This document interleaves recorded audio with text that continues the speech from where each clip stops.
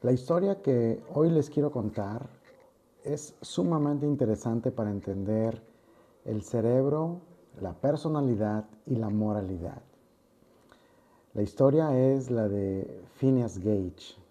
Es una historia muy sangrienta, muy perturbadora cuando uno escucha los detalles, pero también es una de las historias más contadas en la neurociencia para tratar de ilustrar la relación entre cerebro, personalidad, moralidad y conducta. Y Antonio Damasio la cuenta con muchísimo detalle en su libro El error de Descartes, altamente recomendado, por cierto. Antonio Damasio comienza contando que la historia de Phineas Gage ocurrió en 1848, cuando Gage tenía 25 años de edad. Y de acuerdo a su narración dice que aún era, pues obviamente un joven y muy fuerte y sano. Se dice que la gente lo consideraba un hombre muy responsable porque cumplía con todos sus deberes, tanto de lo que correspondería a esa época como lo que quizá correspondería a la actualidad. Era una persona paciente, trataba a los demás con calma, con comprensión, y además era conocido por su amabilidad y por su trato cordial a las personas. Sobre todo era respetado por sus colegas, que confiaban mucho en él y en su juicio a la hora del trabajo. Phineas Gage trabajaba para una empresa que se llamaba Rutland Burlington, que era una empresa de ferrocarril para la cual era el capataz en Estados Unidos, en Vermont, y su trabajo consistía en dirigir a una cuadrilla de trabajadores para usar dinamita y abrir paso a los otros trabajadores que iban a construir las vías de tren que en ese entonces estaban en todo su auge. Los jefes de Phineas Gage decían que era el hombre más eficiente y más responsable que habían tenido. Y si lo pensamos bien, pues el trabajo de Gage requería no solo destreza física, sino también una alta concentración para usar dinamita. Lo primero que se dice que tenían que hacer era hacer un agujero profundo en la roca, la cual la llenaban con pólvora hasta la mitad, ponían una mecha un poco larga y después un ayudante ponía arena, la cual Phineas Gage tenía que compactar con la ayuda de una barra que, de acuerdo a la descripción, era una barra de hierro de más de 1 metro de longitud. Para ser exactos, Antonio Damasio describe que era una barra de 105 centímetros, 2.5 centímetros de grosor y un peso de 5.5 kilos de hierro pesado. Una vez que la arena quedaba compactada con la barra de hierro, pues la dinamita quedaba oculta dentro de la roca, prendían la mecha, todos salían corriendo y la dinamita explotaba hacia adentro, partiendo la roca en 1000 pedazos. Sin embargo, el día de la tragedia, como así lo verán a continuación, Phineas Gage colocó la pólvora, puso la mecha larga y le dijo a su ayudante que pusiera la arena para que se compactara a golpes a continuación. Sin embargo, según Antonio Damasio, Gage se distrae por un momento, voltea, piensa que el ayudante ya puso la arena y se dirige a golpear con su barra de hierro la arena. Pero ¿cuál fue su sorpresa? Que no habían puesto la arena todavía y Gage golpea directamente la piedra, la cual saca chispas, la pólvora causa ignición y se causa una explosión, en este caso hacia afuera. En este caso les quiero mostrar, este es un palo de escoba que quería utilizar como ejemplo, más o menos de 1 metro de longitud, porque la barra de hierro, que era más o menos de esta longitud, salió disparada como un proyectil que entró por el lado izquierdo de la mejilla de Gage, pasó a través de su ojo izquierdo, lo perforó, pasó por la base del cráneo, atravesó la parte frontal del cerebro y salió en el lado derecho por la parte superior de la cabeza de Gage. Se dice que la barra de hierro fue encontrada a 30 metros de distancia después por la fuerza con la que fue lanzada. Obviamente, como ustedes pueden imaginar, el cráneo de Phineas Gage quedó fracturado, quedó abierto y con el cerebro expuesto. Pero se dice que milagrosamente Gage sobrevivió al accidente ese día. Obviamente se podría pensar que eso fue un milagro después de una lesión de tal severidad. A pesar de la lesión, de toda esta porción del cerebro destrozado, Phineas Gage aún podía oír, podía sentir, podía ver con su ojo que había quedado intacto, que era el derecho. Y se dice que su médico, el doctor Harlow, reportó que Phineas Gage no sufrió ninguna parálisis ni del cuerpo ni de la lengua, es decir, no perdió la capacidad de hablar, ni de caminar, ni de actuar, como si no hubiera pasado absolutamente nada. Obviamente, estamos hablando de 1848, cuando ni siquiera existían los antibióticos. Phineas Gage sufrió, para empezar, infecciones severas. Se dice que inmediatamente después de la explosión y de la lesión tuvo una convulsión algo larga, pero que después de unos minutos desapareció, que él se incorporó, que fue llevado en carreta a unas cuantas millas desde el lugar de la explosión hasta el pueblo más cercano, donde el doctor Harlow lo atendería, que llegó hablando y explicando por sí mismo lo que había ocurrido.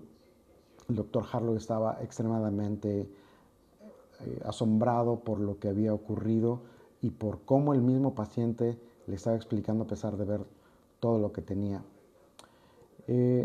Hubo infecciones, con ayuda de la medicina desde entonces trataban de curarlo, de desinfectar.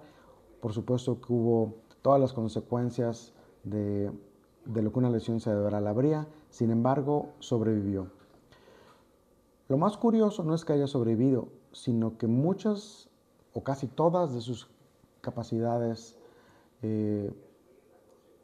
psicobiológicas quedaron intactas, sus capacidades motoras y cognitivas. Sin embargo, 2 meses después de la lesión, todos notaron un gran cambio.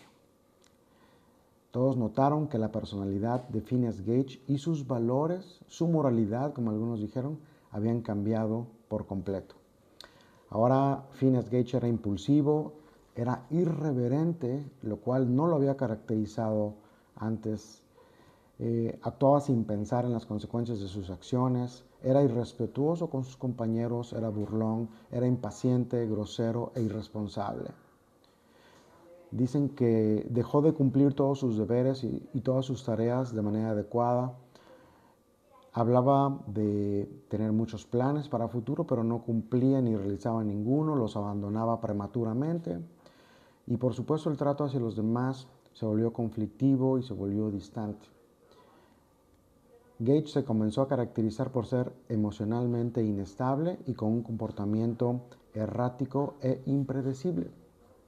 Sus compañeros lo comenzaron a catalogar como inmoral y como desorganizado. Ya no mostraba interés por las convenciones sociales y su ética era violada constantemente. Inventaba excusas todo el tiempo y dejó de preocuparse por su futuro. Todo esto hizo que Gage perdiera a sus amigos, que perdiera su trabajo, que perdiera la reputación que había tenido.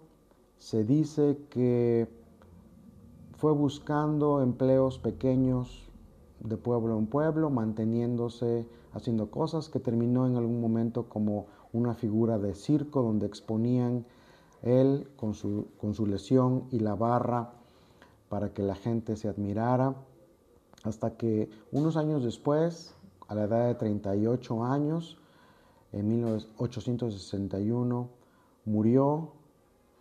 Antonio Damasio describe que probablemente fue de un status epilepticus, que sería una condición de una convulsión muy prolongada en la que el sistema nervioso no logra resistir y finalmente muere. Unos años después, el doctor Harlow logra recuperar su cráneo y lo mantiene prácticamente como una reliquia para para mantenerlo como evidencia de que el caso de Phineas Gage había existido. Y en la actualidad, el cráneo de Phineas Gage existe en algún museo de la Universidad de Harvard en Estados Unidos. Pero fue en los años 90 más o menos en los que la esposa de Antonio Damasio, Hannah Damasio, y sus colegas regresan a observar el cráneo de Phineas Gage, toman múltiples imágenes, fotografías y técnicas más avanzadas para tratar de usar el cráneo como el sustrato con el que podrían adivinar dónde habría ocurrido la lesión del cerebro de Phineas Gage que cambió por completo su personalidad. Y lo que Hannah Damasio demostró es que anatómicamente los agujeros y las porciones corresponderían a que la lesión del cerebro estaría en la corteza prefrontal medial inferior, es decir, en la parte más delantera del cerebro, más cercana a la línea media y más inferior, lo que actualmente llamaríamos en los atlas de neurología la corteza orbitofrontal, muy cercana a la órbita de los ojos en la parte inferior y central.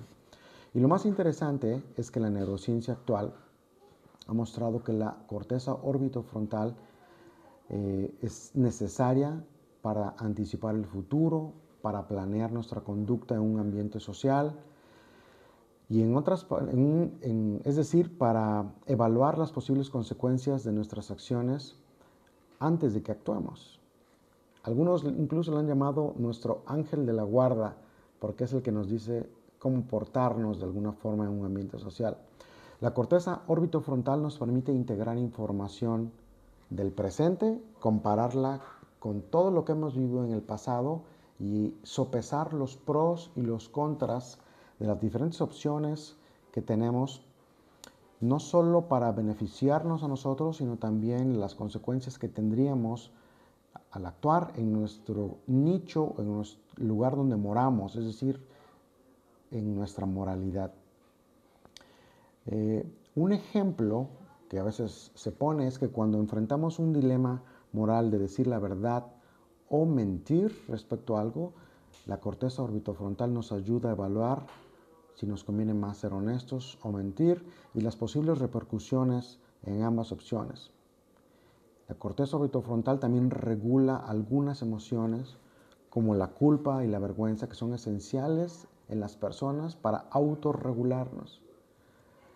Se ha demostrado que las personas que tienen alteraciones orbitofrontales a menudo muestran comportamientos que se caracterizarían por ser socialmente inapropiados y tendrían dificultades para tomar decisiones éticas, como el caso de Phineas Gage. De hecho, podríamos decir que el comportamiento inmoral de una persona que está alcoholizada, que está borracha y que se comporta grosera e inmoral, es en parte porque el alcohol inhibe, entre otras cosas, a la corteza orbitofrontal. Claro, inhibe muchas otras cosas que te hacen caminar mal, con ataxias, tambaleándote, pero entre los aspectos morales y conductuales correctos es porque está afectando la corteza orbitofrontal de esta región. Y de hecho existe hasta un dicho que las personas son frontales cuando las personas dicen todo lo que piensan y hacen todo lo que desean sin mostrar capacidad de autorregulación o de autocontrol. Casi siempre el término esta persona es frontal ocurre cuando alguien dice exactamente todo lo que piensa y hace todo lo que quiere, aunque sean impulsos muy emocionales o incorrectos en el contexto en el que se encuentra. La corteza orbitofrontal, vale la pena decirlo, y toda la corteza en general, es una región del cerebro que tarda mucho tiempo en llegar a su tamaño final. Para que nos demos un ejemplo, un recién nacido nace con aproximadamente un cerebro del 65% del tamaño que tendrá comparado con el que cuando sea adulto. Eso significa que un bebé tiene solamente un cerebro del 65% del tamaño final y todo el resto, que es aproximadamente 35%, de crecimiento ocurre los primeros 20 años de vida. Por eso algunos creen que la corteza, incluyendo la corteza frontal, toma alrededor de 20 años en madurar. Quizá por eso, si es tan importante para el autocontrol y la toma de decisiones, quizá por eso las decisiones morales y el autocontrol que vemos en los muy jóvenes, pubertos, adolescentes, menores de esa edad, pues no corresponden a las mismas decisiones que tomaría un adulto mayor de 20 años. Y quizá las decisiones entre lo que se considera correcto o incorrecto tampoco correspondan en una persona muy joven a lo que un adulto ya maduro haría. Durante todo este tiempo, los primeros 20 años, podríamos decir que un individuo tiene que aprender un conjunto de principios, de normas, de valores que son aprendidos en el seno de la familia y que tiene que incorporarlos integrando información en sus neuronas, sobre todo en las neuronas de la corteza prefrontal, para que queden como memorias y como creencias que se cristalicen paulatinamente con la maduración de la corteza como la parte de la personalidad que te caracteriza a ti con tus valores y tus principios morales.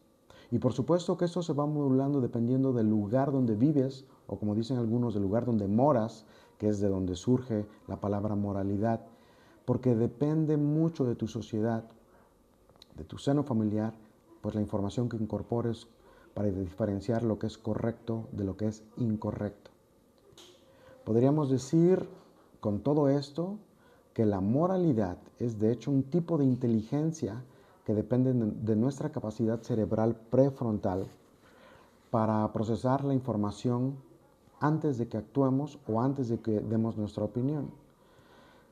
Y obvio que esto se modula por la sociedad en que vivimos y por el estado emocional que tenemos en ese momento. Como lo he dicho en otras ocasiones, las emociones son señales que modulan muchísimo nuestra toma de decisiones y sirven para dar valía al momento inmediato lo que queremos hacer. Quizá por eso podríamos decir que ser moralmente intachable es todo un reto, porque la diferencia entre lo bueno y lo malo se hace muy confusa cuando existe una emoción que nos impulsa. Gracias.